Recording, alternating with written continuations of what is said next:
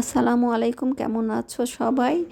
আর সকালে ঘুম থেকে উঠেই তো ওই চিন্তা মাথায় নিয়ে বের হতে হয়। এই তো রান্নাঘরে ঢুকে গেলাম, ঢুকে জানালা দরজাকে সব খুলে দিই, তারপরে ফ্রিজে কি নিয়ে আসতে হবে সেগুলো সাথে করে নিয়ে চলে আসি। আর এই সবজিটা আমি জাল দিয়ে রেখে দিই, এখন শুধু পাঁচফোড়ন দিয়ে বাগা দিয়ে নেবো। কিছু না কিছু সকালের জন্য করেই রাখতে হয়। আর তারপরে এই তো পুরো রান্নাঘরটা একটু মুছে নেবো, চুলা টুলা এগুলো সব ভালো করে মুছে নেব, কারণ রাতের মধ্যে অনেক পোকামাকড় ঘোরে। এটা রাতে ঘুমানোর আগে একবার পরিষ্কার করে রাখতে হয়, তারপর ঘুমানোর পরে আসে আরেকবার পরিষ্কার করে নিয়ে তারপর কাজ শুরু করে দিই। চুলা টুলা সব পরিষ্কার করে নিই, তারপরে বেসিন টেসিন সব পরিষ্কার করব, করে তারপরে সুন্দর করে পরিষ্কার পরিচ্ছন্নভাবে কাজ শুরু করবো। আমি কড়াইটা তুলেই দিয়ে রাখছি, শুধু সবজিটা বাগা দিয়ে নিব। আর রুটি বানাবো, ভাত আর কি করব সব সবজি জানি না, তরকারি। তো সবজিটা আগে বাগা দিয়ে দিলাম, দিয়ে রুটি আটা সিদ্ধ করে নেবো একদিকে। আর এটা একটু লবণ কম ছিল, লবণটা দিয়ে দিলাম আর অর্ধেকটা রেখে দিলাম ফ্রিজে। আর এদিকে আটা সিদ্ধ করে নিচ্ছি, লবণ দিয়ে দিলাম আর আটাটা সিদ্ধ করে নিয়ে রেখে দেবো, কারণ গরম বানানো যাবে না, কয়েকটা বানিয়ে দেবো, তারপর আস্তে আস্তে বানাবো। আর একটু তেল দিলে রুটিটা সুন্দর হয়, ময়ানটা নরম হয়, সফট হয়।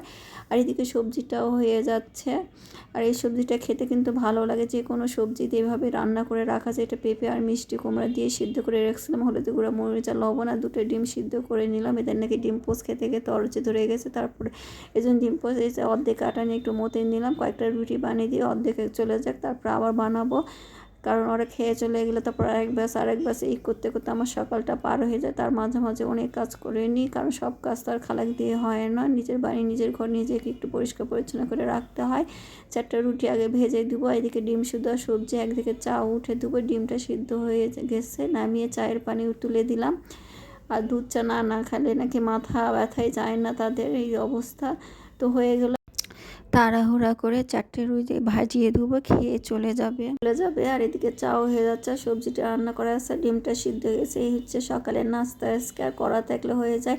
আমি 2টা রুটি দিছি, একটা উঠে রাখতেছে, এগুলোই করে, তারপর চিৎকার চেঁচামেচি ম্যাথ দেখালে তারপর আবার খাই। এখন এই বয়সে আমি ছেলে মেয়েদের ধরে মারি, খাওয়া খাওয়া করে বকাবকি করি, চিৎকার চেঁচামেচি করি। চাটাও হয়ে যাচ্ছে, ওদিকে নাস্তা করে নিচ্ছে, এদিকে আমি চা বানিয়ে। আমার সকালে যা তাড়াহুড়া হয়, এটা সব সময় হয়। আগে যখন ওরা স্কুলে পড়তো, এক একজন এক এক সময় যেত, কিংবা এক একটা টিফিন নিত, তখন আমার আরও তাড়াহুড়ো করতো। আর ওর বাবার তো টিফিন আসে, তো এখন একটু কমে গেছে, তারপরেও তো বয়সটা আমার বাড়ছে, তো সব সময় আর তাড়াহুড়া করতেও পারি না, কিছু না কিছু করেই রাখি। আর রুটি আটা ছিল, আমি সেগুলো বানিয়ে নিলাম।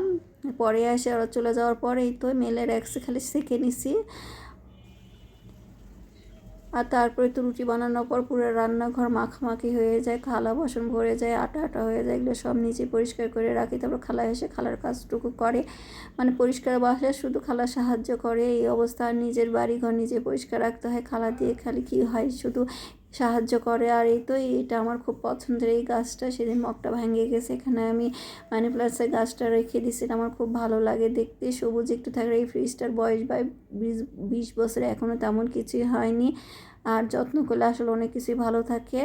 আর এই ডিপ ফ্রিজের বয়স 10 বছর। আর এই তো একটু একটু সকালবেলা উঠে একটু মুছে টুছে রেখে দিই, তারপর খালা এসে খালার কাজগুলো করে, খালাও মুছে, কিন্তু প্রায় আমি মুছে রেখে দিই যতটুকু পারি। একবারে রান্নাঘরের সাথে এগুলো ফার্নিচার টার্নিচার সব মুছে পরিষ্কার করে রেখে দিই সময় থাকলে। আজকে যেহেতু ভাত তরকারি একটু রান্না করব দেরিতে, এই জন্য এগুলো একদম রুটি আর সবজি আর ডিম দিয়ে দিছে, ওরা খেয়ে গেছে, আর টেনশন নাই।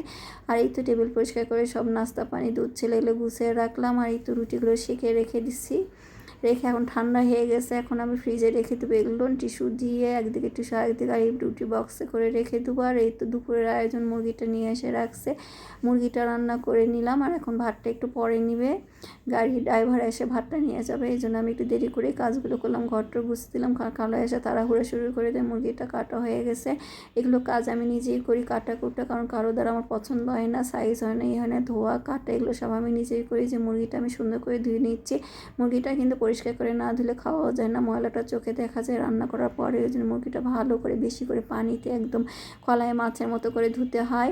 গরুর মাংস অত না ধুলেও হয়, কিন্তু মুরগিটা না ধুলে দেখা যায় ময়লাগুলো মাংসের সাথে ভরে ভরে থাকায়। লাউটাও কাটা শেষ, লাউ দিয়ে মুরগি রান্না করব। তাড়াহুড়ো এটাও এখন শুরু হয়ে গেছে, কারণ আমার এটা রান্না করতে একটু দেরি হয়ে গেছে, কারণ ড্রাইভার গাড়ি এসে বসে আছে। আর আমি তাড়াহুড়া করে না দিলে হবেও না, বক্সে ভরে নিব। মাংসটা তাড়াহুড়া করছে, এরকম প্রায় হয় মাঝে মধ্যে, এরকম কিছু একটা রান্না করা না থাকলে সকালে যে একদম তাড়াহুড়া, মানে দৌড়ের উপর থাকতে হয়। তো রান্নাটা হয়ে যাচ্ছে, খুব একটা সময় লাগে না, যেহেতু মুরগি আর লাউ কষিয়ে নিয়ে দিয়ে দিলাম। আর লাউটা একটু যেহেতু পুরাতন হয়ে গেছে এই জন্য একটু সিদ্ধ হতে দেরি হচ্ছে, এই জন্য একটু বেশি করে পানি দিয়ে দিলাম। এটা বলক উঠলে হয়ে যাবে। তো টিফিন কারিও ঠিক করে রাখছে, এগুলো এখন বেড়ে টেড়ে দিয়ে দেবো, ভাতটা সাজিয়ে দেবো। আর এটা আমার প্রতিদিনের প্রায় রুটিন, যেদিন অফিস থাকে সেদিন এইভাবে দিতে হয়। আর এতে হয়ে গেল, এগুলো এখন সাজিয়ে গুছিয়ে দিয়েই আর এইদিকে এতে করলা আলু দিয়ে কাঁকরোল চচ্চড়ি করা শুরু করে দিছি। এই চচ্চড়িটা ভালোই লাগে মাছের কাটা কুটুয়া দিয়ে খেতে। আর এই তো রান্নাটাও হয়ে যাবে, এই তরকারিটা হয়ে একটু ভর্তা করে নিব। আর এটা যে কাটা কুটা দিয়ে এটা তো সবাই খাবে না, এই জন্য অল্প করে রান্না করলাম। একটা কাঁকরোল কেটে দিছি, একটা করলা। আর এই ভর্তাটা রসুন দিয়ে, বেশি করে রসুন, কাঁচামরিচ, ধনেপাতা, আলু আর একটু ছোটো মাছ, গুঁড়া মাছ দিয়ে এটা ভেজে নিলাম, নিয়ে ব্লেন্ডার করে ফেলবো। আর হয়ে গেল ভর্তা। ভর্তা করতে খুব একটা সময় লাগে না, এই তরকারিটাও হয়ে গেছে। তো আজকের আমাদের রান্না বান্না এই তো মুরগি দিয়ে লাউ, আর এই তো শসা বের করে রাখছি, লেবু, আর এই ভর্তাটাও হয়ে গেছে। আর ডালটা কালকে ছিল সেটাও গরম করে নিয়েছি।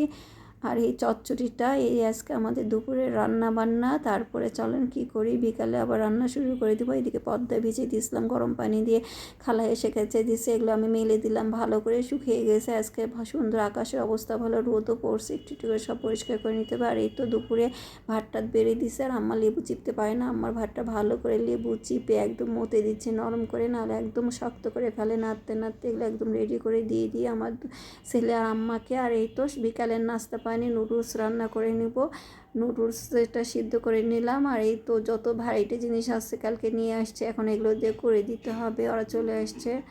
আর বিকাল মানে তো ভালো একটু ভারী নাস্তা পানি না হলে তাদের মন মাইন্ডও ভালো থাকে না, আর ভালো নাস্তা খাওয়ালে তাদের মনও খুশি থাকে। এটা আমার সারা জীবনে হয়ে আসছে, মানে বাচ্চারা এত খুশি হয় বিকালের নাস্তা ভালো থাকে। তো ভালো থাকবেন, আল্লাহ হাফেজ।